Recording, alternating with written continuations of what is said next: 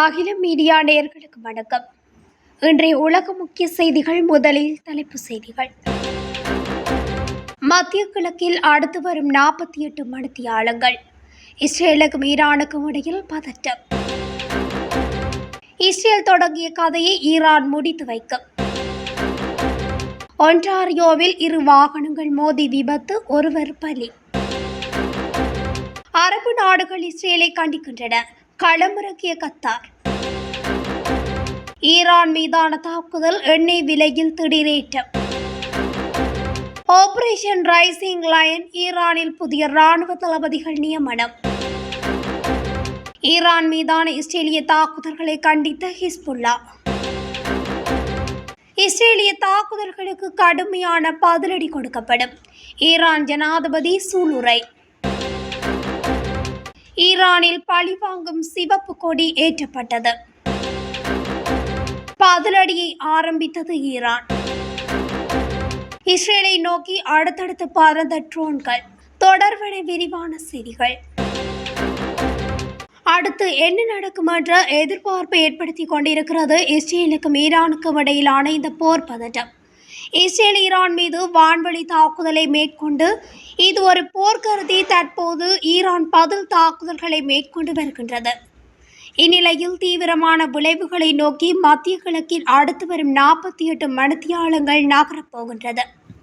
America தொடர்ந்து பேச்சுவார்த்தைகளை விரும்புவதாகவும், ஆனால் இஸ்ரேல் மீது தாக்குதல் நடாத்தப்பட்டால் அமெரிக்கா இஸ்ரேலுக்கு கவசமாக மாறும் எனவும் தெரிவித்துள்ளது. இஸ்லாமிக் ரெவல்யூஷனரி கார்ப்ஸின் தலைமை தலைவர் கொஷேன் சலாமி உள்ளிட்ட முக்கிய மூத்த தலைவர்களை இழந்த பிறகும் இராணுவ பலம் திடமாக இருப்பதாக ஈரான் குறிப்பிட்டுள்ளது. எப்படி இருந்தாலும் அது ஈரானுக்கு கடுமையான இழப்பாகவே கருதப்படுகிறது. இப்போது ஈரான் மேற்கொண்டு வரும் பதிலடி மிகவும் கடுமையானதாக இருக்க வாய்ப்பு அதிகம் என அவதானிக்கப்படும் நிலையில் இது ஒரு பெரும் பிராந்திய போராக மாறப்போகிறது என்ற அச்சம் உலகை சூழ்ந்துள்ள நிலையில் ஒரு தீர்க்கமான போர் நடவடிக்கையை நோக்கி உலகம் விரைவது தொடர்பிலும் ஏற்பட போகும் அழிவுகள், இழப்புகள் தொடர்பிலும் உலக நாடுகள் அச்சம் கொண்டுள்ளன. அத்துடன் ஈரானுடைய பலம் குன்றாமல் இருக்கின்றது. ஆகவே இஸ்ரேலுக்கு இது ஒரு சோதனை காலமாக மாறப்போகிறது என்ற அச்சத்தில் இஸ்ரேல் உள்ளது. எப்படி இருந்தாலும் அடுத்தடுத்த ஈரானுடைய தாக்குதல் இஸ்ரேலுக்கு பேரிடியை தரும் என்றும் சொல்லப்படுகிறது. ஈரானை உலுக்கிய இஸ்ரேலின் தாக்குதலால் அணு ஆயுத விளிம்பில் மத்திய கிழக்கு நாடுகள் உச்சகட்ட போர் பதற்றத்தில் காணப்படுகின்றன. இனிவரும் நாட்கள் இஸ்ரேலுக்கான அழிவுக்கு ஆரம்பம் என்றும் சொல்லப்படுகிறது. இஸ்ரேலிய ஆட்சி தொடங்கிய கதையை ஈரான் முடிக்கும் என்று ஈரானிய நாடாளுமன்ற சபாநாயகர் முகமது பாகர் கலிஃபாப் கூறுகின்றார். மீண்டும் ஒருமுறை சியோனிச குற்றவாளிகள் மற்றும் பயங்கரவாத கும்பலின் தீய கரம் நமது அன்பான ஈரானில் உள்ள தளபதிகள் மற்றும் போராளிகளின் இரத்தத்தால் கரைப்பட்டுள்ளது என்று ஈரானிய தேசத்துக்கு இரங்கல் தெரிவித்த கலிஃபாப் குறிப்பிட்டுள்ளார். குடியிருப்பு பகுதிகளை குறிவைத்து தாக்குதல் நடத்தியதன் மூலம் குற்றவியல் சியோனிச ஆட்சி மனித குலத்தின் மிகப்பெரிய எதிரி என்பதையும், ஈரானிய தேசத்தில் உள்ள ஒவ்வொரு தனி நபருக்கும் மிகவும் கொடூரமான எதிரி என்பதையும் நிரூபித்துள்ளது என்று அவர் மேலும் குறிப்பிட்டுள்ளார்.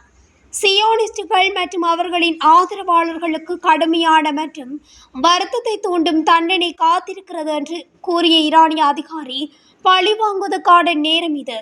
இந்த பழிவாங்கல்கள் எந்த வகையிலும் எந்த கருவியாலும் எடுக்கப்படும் என்று மேலும் குறிப்பிட்டுள்ளார். நாங்கள் அவர்களை விடமாட்டோம். அவர்கள் மீது கடுமையான அடியை அடிப்போம். அவர்கள் இந்த கதையை தொடங்கினர், ஆனால் கடவுள் நாடினால் நாங்கள் அதை முடிவுக்கு கொண்டு வருவோம்.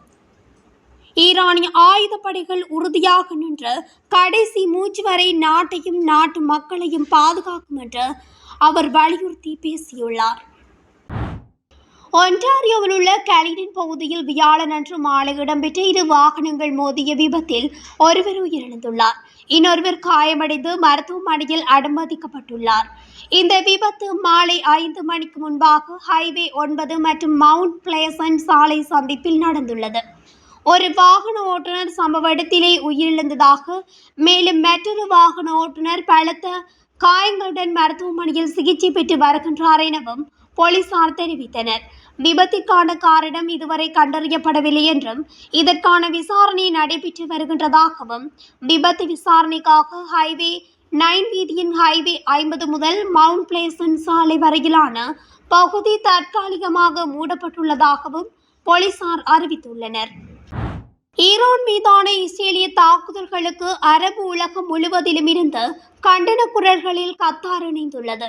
கத்தார் பிரதமர் ஷேக் முகமது பின் அப்துல் ரஹ்மான் பின் காஷிம் அல் தானி இஸ்ரேலின் ஆபத்தான நடவடிக்கைகள் அமைதிக்கான வாய்ப்புகளை தொடர்ந்து அளித்து உலக பாதுகாப்புக்கு உடனடி ஆபத்தை விளைவிப்பதாக குறிப்பிட்டுள்ளார்.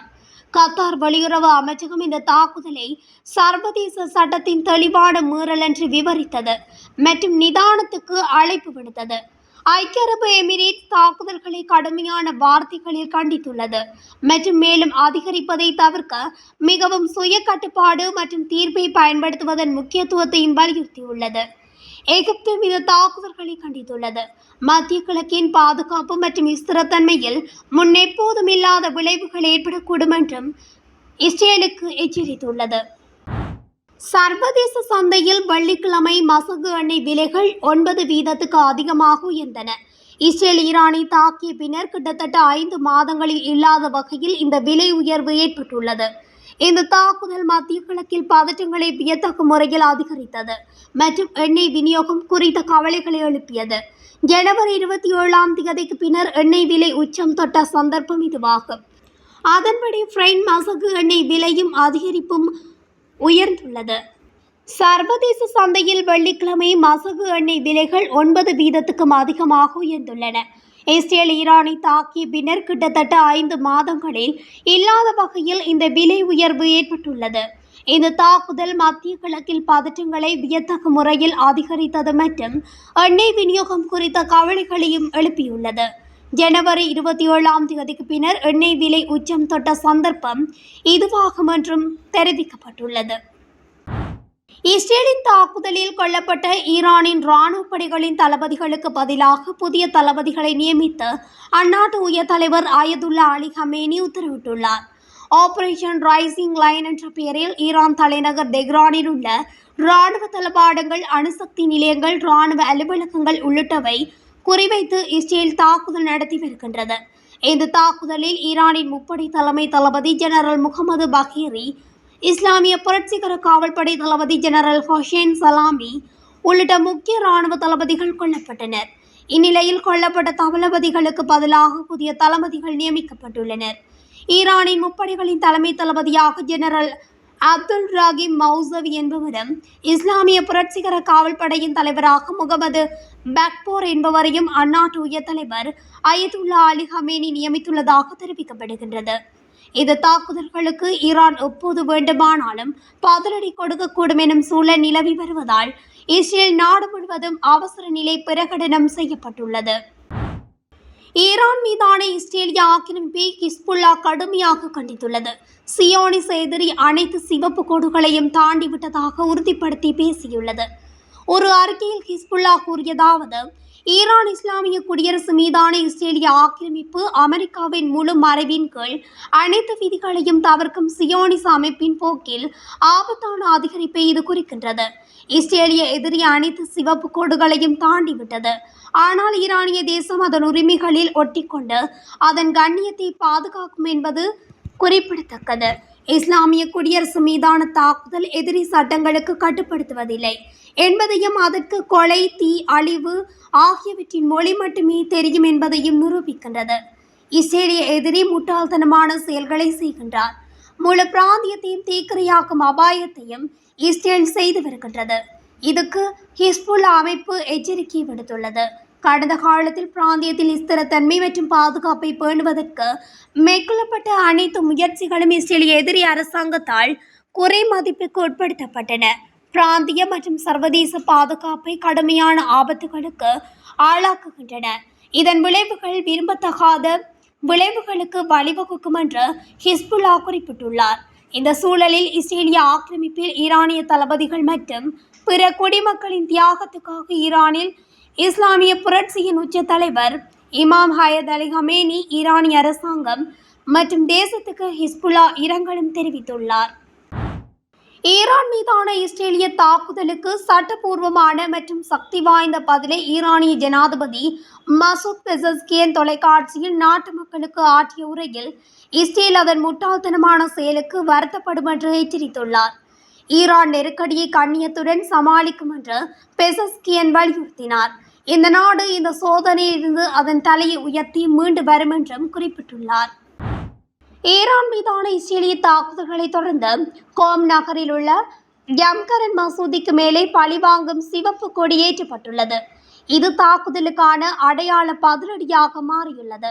பழிவாங்கும் அடையாளமாக புனித யம்கர் மசூதியின் குவிமாடத்தின் மீது சிவப்பு கொடி உயர்த்தப்பட்டது என்று அந்த அறிக்கையில் கூறப்பட்டுள்ளது.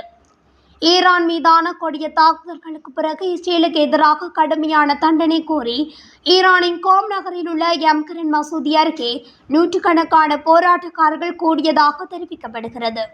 ஈரானின் தலைநகரில் இருந்து 140 கிலோமீட்டர் தெற்கே உள்ள நாட்டின் புனித நகரங்களில் ஒன்றில் ஒன்று கூடிய போராட்டக்காரர்கள் ஈரானிய கொடிகளை அசைத்தும் இஸ்ரேலுக்கு எதிரான கோஷங்களை எழுப்பியும் ஆர்ப்பாட்டத்தில் ஈடுபட்டதாக ஈரானிய செய்தி நிறுவனம் தெரிவித்துள்ளது. வெள்ளிக்கிழமை காலை இஸ்ரேலிய தாக்குதலுக்கு பிறகு மூத்த இராணுவ தளபதிகள் மற்றும் அணு விஞ்ஞானிகள், பெண்கள் மற்றும் குழந்தைகள் உட்பட பலர் இறந்ததாகவும் செய்திகள் வெளியாகியுள்ளன. இந்த சிவப்பு கொடி சைகையானது உடனடி பழிவாங்கலுக்கான எச்சரிக்கையாக சொல்லப்படுகிறது. இஸ்ரேலின் தாக்குதலை தொடர்ந்து ஈரான் 100க்கும் மேற்பட்ட ஆளில்ல விமானங்களை இஸ்ரேலை நோக்கி ஏவியுள்ளதாக இஸ்ரேலிய இராணுவத்தின் பேச்சாளர் எவ்லி டெவ்ரின் தெரிவித்துள்ளார். ஈரான் சுமார் 100 ஆளில்லா விமானங்களை இஸ்ரேலை நோக்கி செலுத்தியுள்ளது. அவற்றை செயலிழக்க செய்யும் நடவடிக்கையிலும் ஈடுபட்டதாகவும் இஸ்ரேல் தெரிவித்துள்ளது. இத்துடன் அகிலம் மீடியாவின் இன்றைய உலக முக்கிய செய்திகள் நிறைவடைகின்றன. தொடர்ச்சியாக செய்திகளை அறிந்து கொள்ள அகிலம் மீடியாவுடன் இணைந்திருங்கள். நன்றி, வணக்கம்.